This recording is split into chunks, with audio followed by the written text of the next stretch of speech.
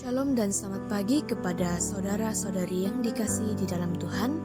Pada hari ini saya akan menyampaikan sebuah renungan yang bertajuk Hidup Mempertahankan Iman.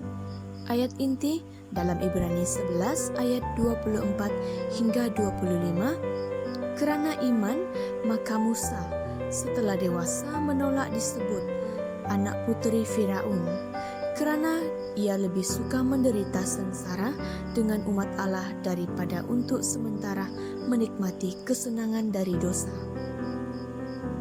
Iman itu seperti otot. Agar menjadi kuat, maka perlu mendapatkan latihan. Jika kekuatan otot dilatih dengan berolahraga, demikian juga dengan iman. Agar supaya iman menjadi kuat, maka iman harus dilatih melalui pergumulan-pergumulan hidup. Mari kita renungkan hal ini. Jika kita hidup terlihat biasa-biasa saja, maka yang terjadi kita merasa tidak perlu baca firman Tuhan, tidak perlu banyak berdoa, tidak perlu melakukan penyembahan, tidak perlu mengambil waktu saat teduh. Sebaliknya, jika kita mau iman kita bertumbuh dan menjadi kuat, maka kita harus mengizinkan Allah untuk melatih otot iman kita melalui pergumulan-pergumulan hidup. Dengan begitu, kita akan menjadi orang percaya yang memiliki iman yang kuat. Bukti seseorang memiliki iman yang kuat adalah mereka tidak akan menyerah pada persoalan. Mereka tidak akan takut dihadapkan pada kesulitan.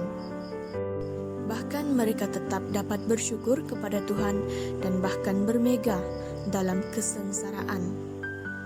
Dalam Roma 5 ayat 3 mengatakan, kita malah bermega juga dalam kesengsaraan kita, kerana kita tahu bahwa kesengsaraan itu menimbulkan ketekunan.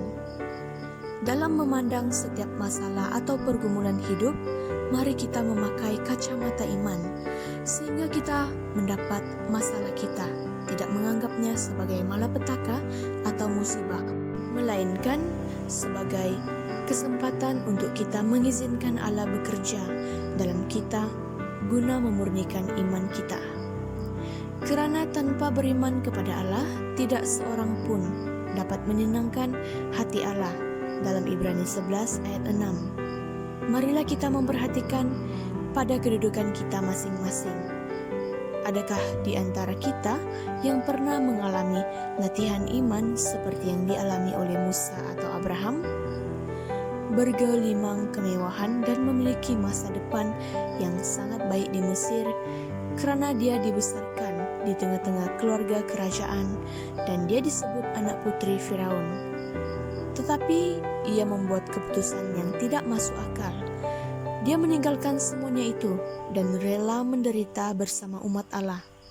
Dan pandangan iman Musa terfokus kepada rencana Tuhan untuk menyelamatkan bangsa Israel dari perbudakan Mesir. Selanjutnya adalah Abraham.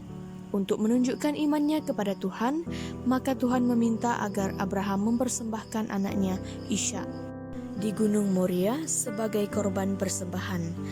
Dengan taat, Abraham melakukan apa yang Tuhan perintahkan. Hanya iman yang dilatih lewati pergumulan-pergumulan hidup yang akan bertumbuh menjadi kuat. Ketika iman kita kuat, maka walaupun di tengah-tengah penderitaan pun, sukacita kita tetap melimpah-limpah. Dalam 2 Korintus 7 ayat 4 mengatakan, dalam segala penderitaan kami, aku sangat terhibur dan sukacita melimpah-limpah. Baiklah, kiranya renungan ini akan dapat menjadi berkat kepada kita semua.